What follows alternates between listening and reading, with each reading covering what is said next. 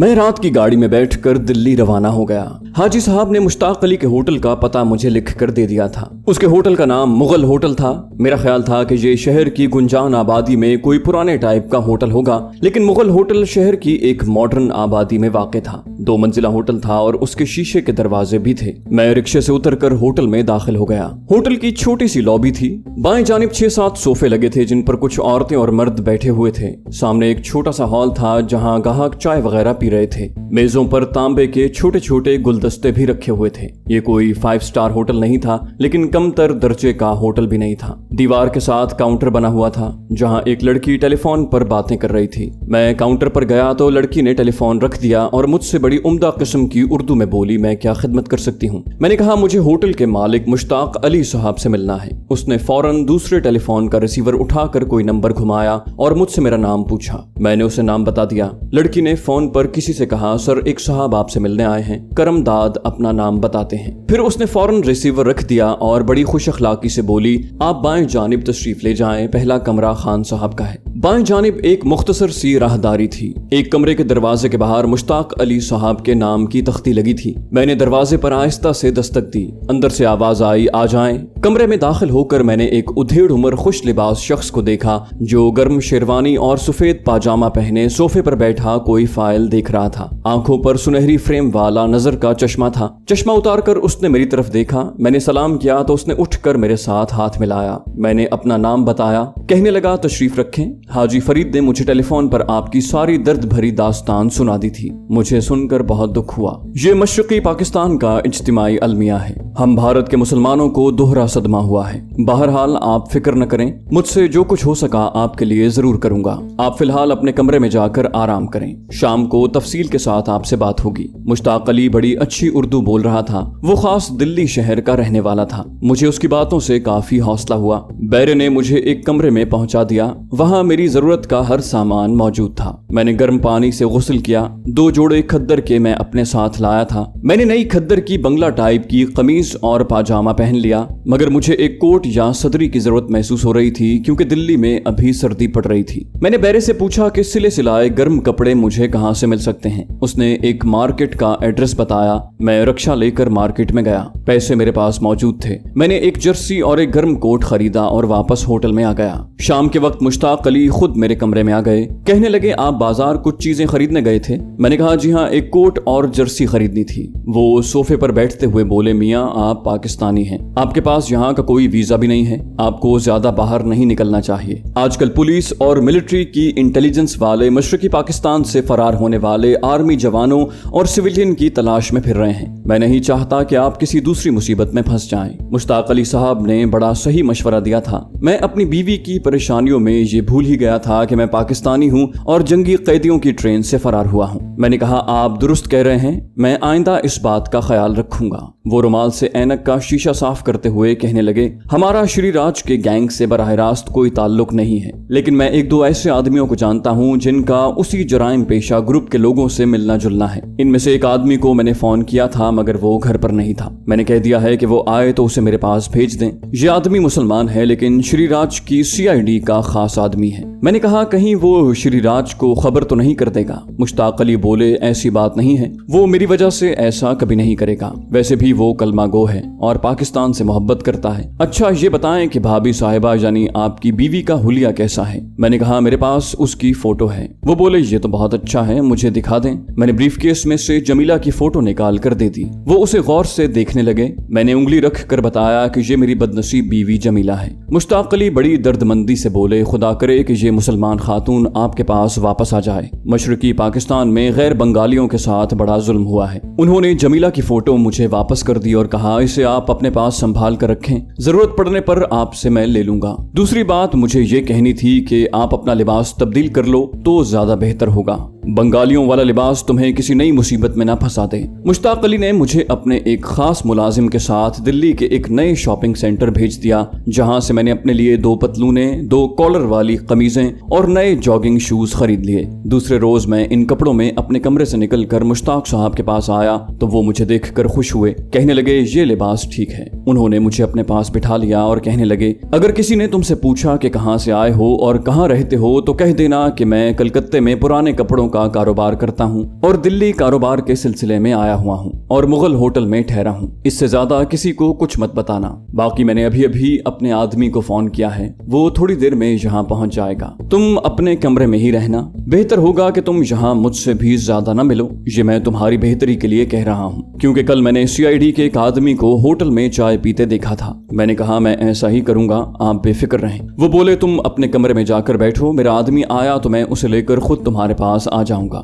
मैं कमरे में आकर पलंग पर लेट गया और सोचने लगा क्या अब मैं जमीला से कभी मिल सकूंगा या नहीं, क्योंकि हालात मुझे जमीला से रोज बरोज दूर कर रहे थे और उसका मिलना मुश्किल से मुश्किल होता जा रहा था। एक बात का फैसला मैंने कलकत्ते में ही कर लिया था कि जिन लोगों ने मोहम्मदपुर से मेरी बीवी और दूसरी गैर बंगाली औरतों को अगवा करके उन्हें जुल्म सितम का निशाना बनाया है, उनमें से अगर किसी का खोज मिल गया तो मैं उन्हें जिंदा नहीं छोड़ूंगा। अभी तक मुझे उन आदमियों में से सिर्फ कलकत्ते वाला मुखिया दादा ही मिला था, जिसने मुक्ति बाहिनी वालों के साथ मिलकर मोहम्मदपुर से मेरी बीवी को अगवा किया था। उसके साथ ही धर्मू को मैं अभी तक नहीं मिल सका था, लेकिन मैं जमीला को हासिल करने के बाद ही इन लोगों से अपनी बेहुरमती का इंतकाम ले सकता था। ये मैंने तय कर रखा था कि मुखिया और धर्मू दोनों मुक्ति बाहिनियों को मैं किसी हालत में भी जिंदा नहीं छोड़ूंगा। मैंने खाना भी कमरे में ही मंगवा कर खाया।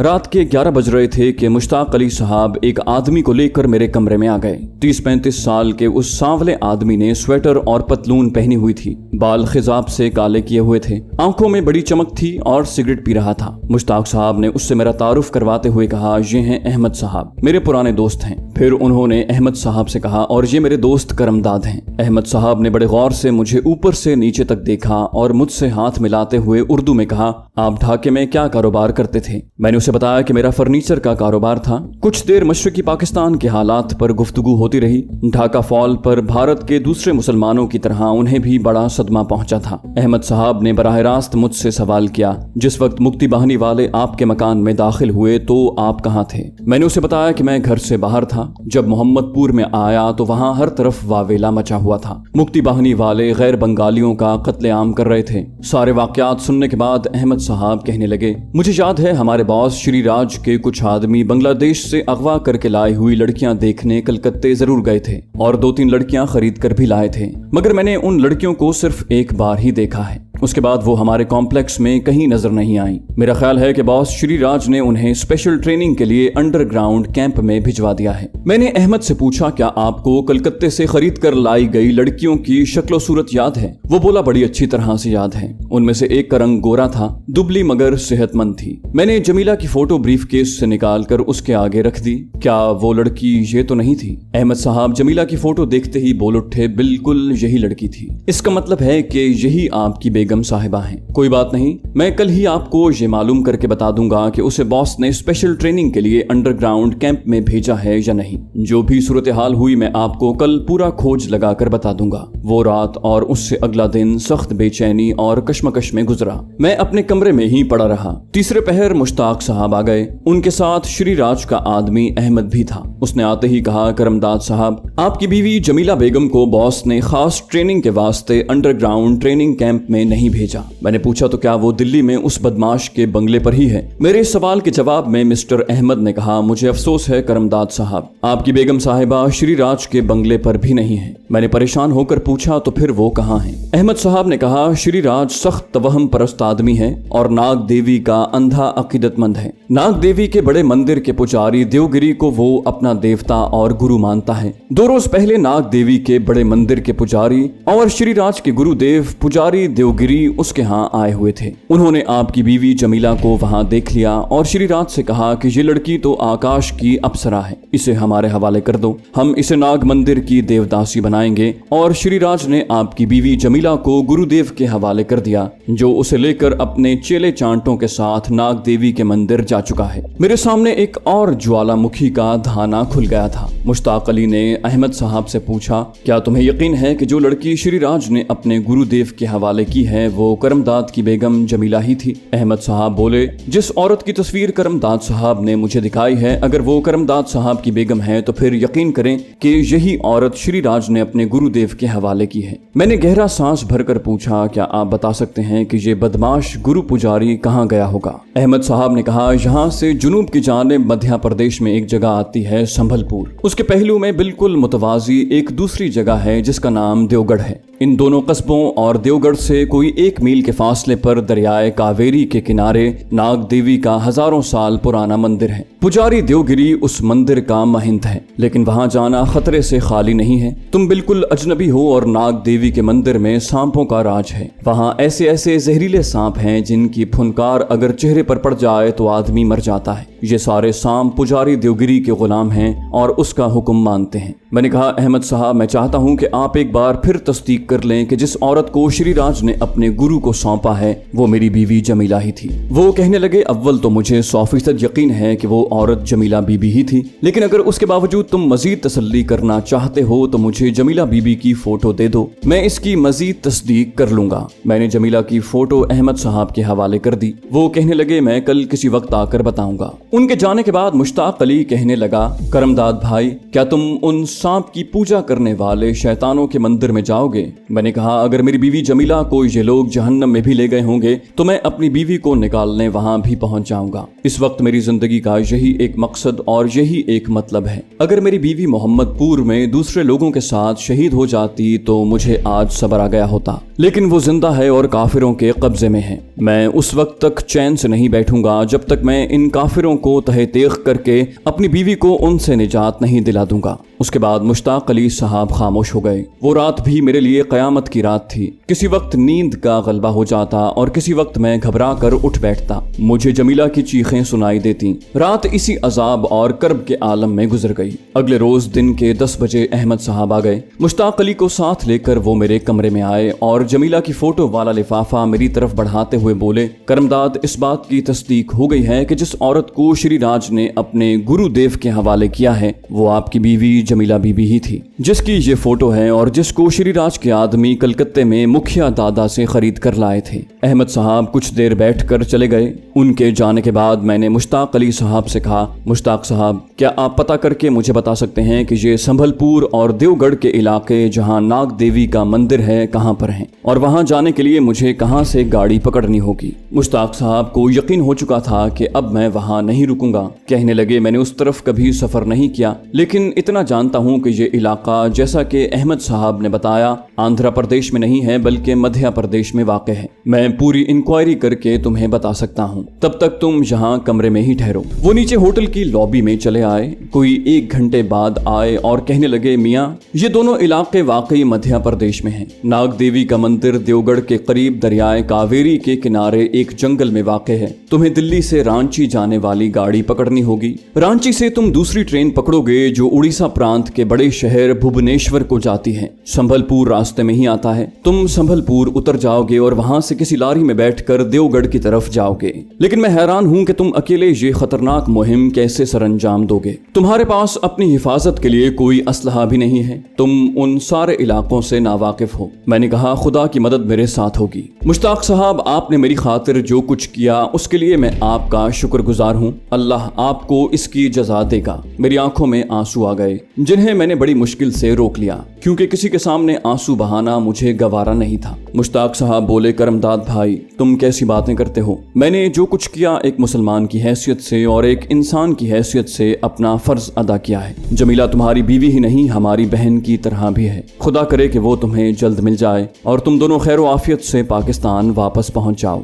मैंने उनसे कहा कि वो कलकत्ते में हाजी फरीद अहमद साहब को तमाम हालात से बाखबर कर दें और उन्हें कह दें कि अगर मैं जमीला को वापस लाने में कामयाब हो गया तो उनका शुक्रिया अदा करने उनके पास जरूर आऊंगा। मुश्ताक साहब बोले, मैं आज ही उन्हें फोन करके सारे हालात बता दूंगा। तुम कब रवाना होना चाहते हो? मैंने कहा, मैं तो इसी वक्त निकल जाना चाहता हूँ। मुझे सिर्फ इतना मालूम करवा दें कि दिल्ली से रांची शहर को ट्रेन किस वक्त जाती है। वो बोले, ये मैं अभी फोन पर मालूम किए देता हूँ। मुश्ताक साहब ने नीचे जाकर रेलवे इंक्वायरी ऑफिस से जो कुछ मालूम किया मुझे ऊपर आकर बता दिया। कहने लगे, एक एक्सप्रेस ट्रेन रात के 9:15 बजे दिल्ली स्टेशन से चलती है। उसके बाद रात 11 बजे एक मुसाफिर ट्रेन फिर छूटती है। मैंने कहा, मैं 9:15 बजे वाली गाड़ी पकड़ना चाहता हूँ। ठीक है, मैं तुम्हारा टिकट मंगवा लेता हूँ। अगर पैसों की जरूरत हो तो मुझे बता दो, जितने पैसे चाहिए मैं पेश कर देता हूँ। मैंने कहा, मेरे पास इस वक्त 600-700 रुपए मौजूद हैं और मेरा ख्याल है कि ये काफी होंगे। वो बोले, जैसे तुम्हारी मर्जी। मुश्ताक अली साहब मुझे इस तरह देख रहे थे जैसे मैं मौत की मुहिम पर जा रहा हूँ। इसमें कोई शक शुबा भी नहीं था कि मैं मौत की मुहिम पर ही जा रहा था। अगर अगर जिस्मानी तौर पर कोई चीज मेरा हौसला बढ़ा रही थी